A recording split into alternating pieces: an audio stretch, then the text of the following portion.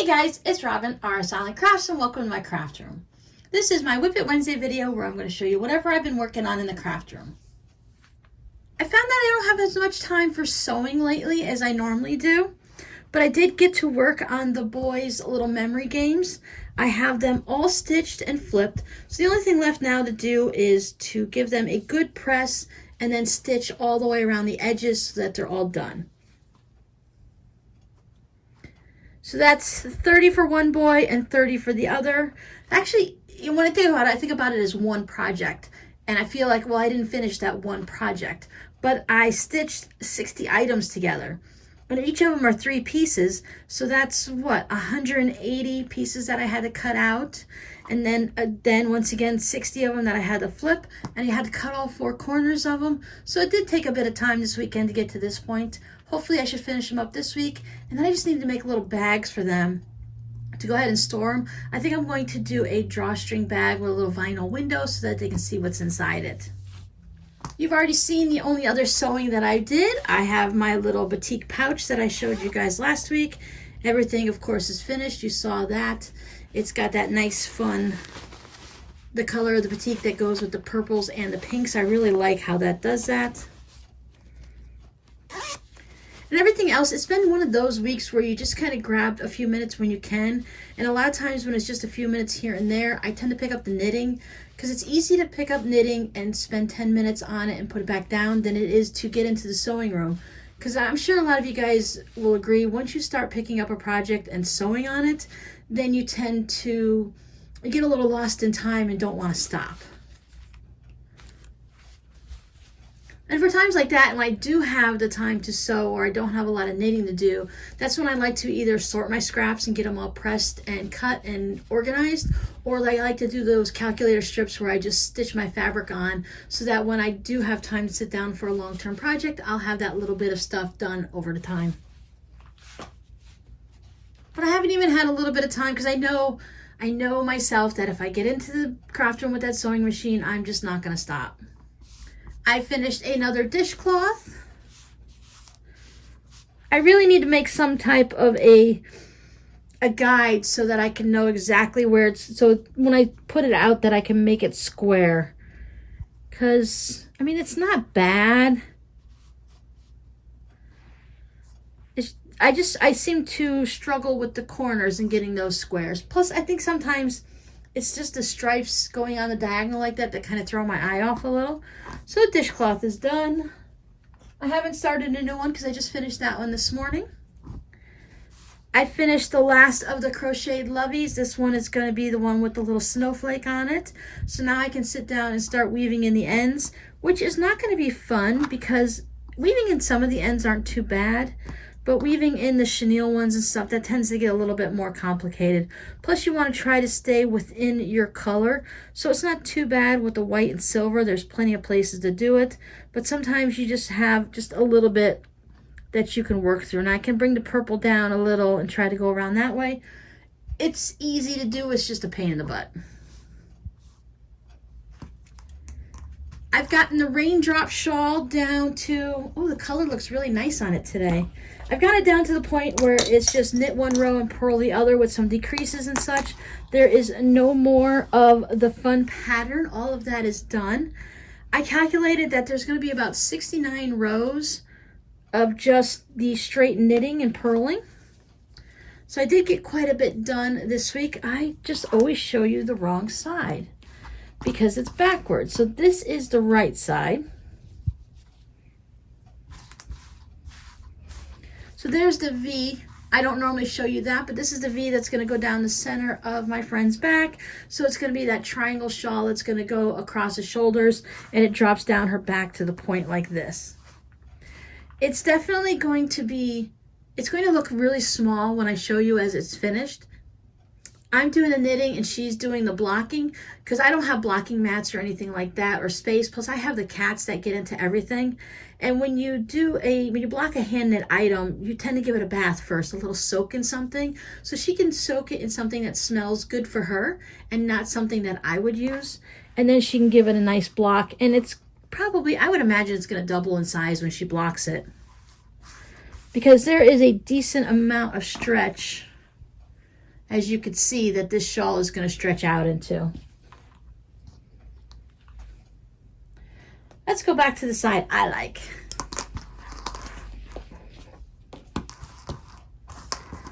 As you might be able to see, I don't have hardly as many stitches on my needle. I started with 400 and something or another, 459, 469, 429. I don't know, it was over 400. And now I'm down into the 200. So I've decreased in half, about. So it's kind of nice. It's not all tight on it. I don't worry about my stitches falling off as much now. This is the last little run of the raindrops. And I'm probably 4 rows into just a regular. So another 65 to go, and this will be done. I don't have that much yarn left, so you can tell that I'm coming towards the end, which I kind of like this, where you start out at the larger part and you decrease down. So you can see if you're getting less stitches, so it's going to go faster at the end instead of faster in the beginning. Because when you start out with just 3 stitches and you end up with 500, you're like, oh, that's a bit tough. But this way, starting at the bottom and going up, it's been kind of nice. I don't come across too many shawls that I knit that do that, so this is nice. I decided that I wanted to concentrate most of my big knitting time on that shawl because it's getting so close to the end, and I have plenty of time for Robbie socks, and even if they take it until after Christmas, he's not going to be upset. So I put 2 rows on. Put 2 rows on each sock, so that's about it. They are smaller needles, smaller yarns, so I kind of have to make sure that my hands are working right that day and I'm awake enough to actually do it. But I figured I'm just gonna, like I said, buckle down on that shawl, and I gave myself all of Thanksgiving weekend just to work on that. And then I will pick these back up. I have a doctor's appointment today, so I'll take them with me to that, and I'll get a few rows on there. So I'll make this go back to be my project so I can get these done close to Christmas or a little bit after. I might surprise myself. If I take my day and I just sit down and I work on this, and I don't have to work on any YouTube videos or editing, or, you know, we're at the beginning of the month, so paying bills and all that stuff, all those little life things just take up a little bit of time. But it's no big deal. Like I said, Robbie will be fine. I have him other Christmas presents, so this is just like his bonus. I have pulled back out because we are in the winter. I've been craving knitting on my miter square shawl. Those of you who have been here for a year saw these last year. You might have even seen it in January of this year. That I have been working on this and adding all of this. This is like sock weight yarn. So I've been building it up. And what I've decided to do this time, because I have enough yarn in the little leftover balls from when I make socks and stuff, that I could put 2 or more squares on. So I decided that I'm going to do it. I always wanted to do it like a matching game. So eventually, like if I'm bored or if I have grandkids in the future, that I can pick out different squares and they can match them. Now I see I already have this pink one here. It does not bother me that I have 2 more here. So while I have the ball of yarn out, I'm adding a square up at the top, and then I'm adding another square down here. And I've also added this one on. So going into December here, this is Monday, December 2nd. I've already got 3 of my little squares done. They match up so nicely. Then I decided that I'm going to have this as my morning project. I can usually knit a square like an hour, hour and a half. Depends. I have a lot of chores that I do in the morning between the cats and the dog. You know, everyone's got to get fed and they need their treats and stuff like that. I like to watch the news for a couple hours in the morning before I start my day, so I've decided to go ahead and pick this back up and work on it. A lot of people do an advent calendar with the little minis like this during December. That's why I decided to go ahead and pick it back up on December 1st, so that by the end of the month, I used to do October, November, December, and I would do 30 squares each month, or at least that was my goal. But I got a little busy this year. You guys have been here with me. Things have been a little bit busy, but this is how it's looking so far.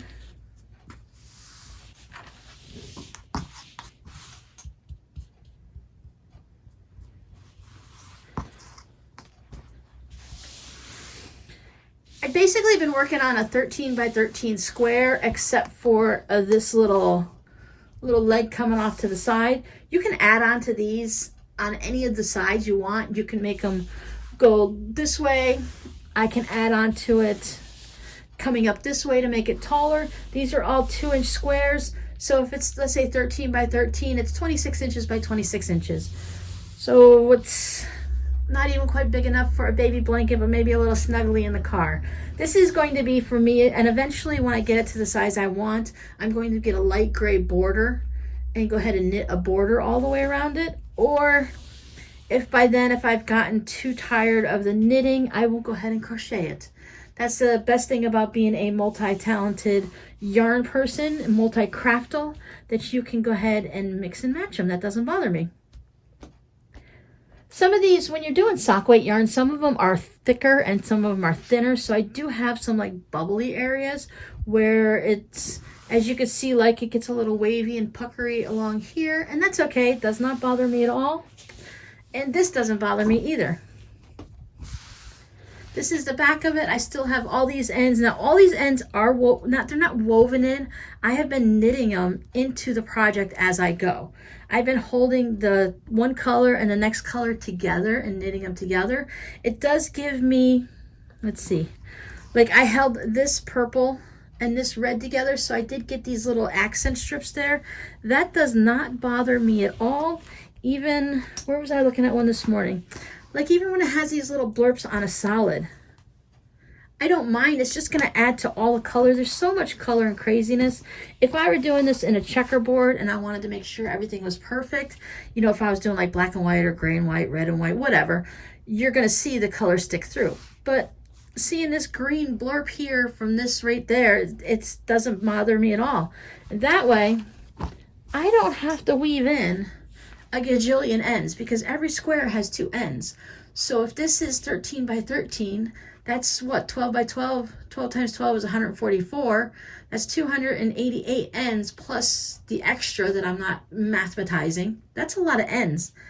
I am leaving them all sticking out for right now. I thought since most of these are a wool or superwash, that the little bit of a friction as I'm making everything will hold them in tight, and then maybe some of them will get felted a little bit, and then I'll just go ahead and trim them off later. Plus I was thinking it'd be kind of really fun to finish the entire blanket and then trim off all the ends and see what kind of a pile I have.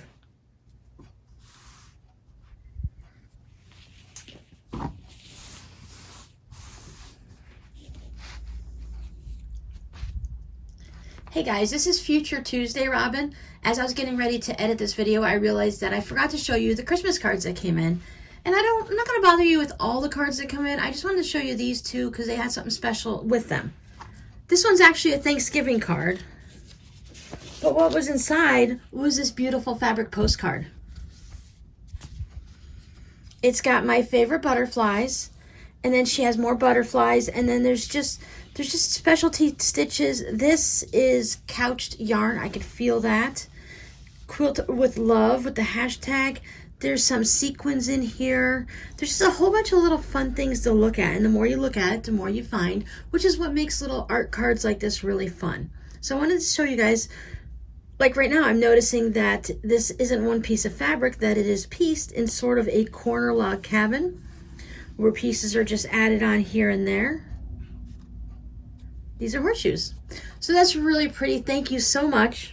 Now my plan is I'm going to be sending out Christmas cards to anyone who sends me one, but I have to put a kind of a limit on it because there's 17,000 of you guys, and thank you for being so many of you hanging out with me and subscribing. I really appreciate it, and I do love hanging out with you guys and chatting with you.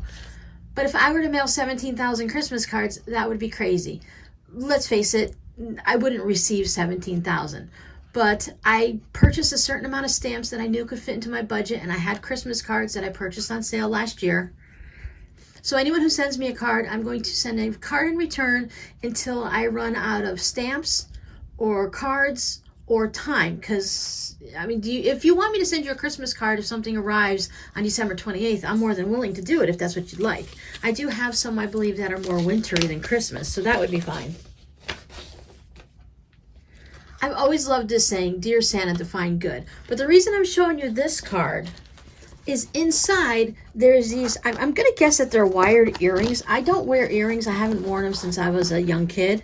But what's perfect is I'm gonna make stitch markers into these. And I have an idea that this person might have expected me to do that.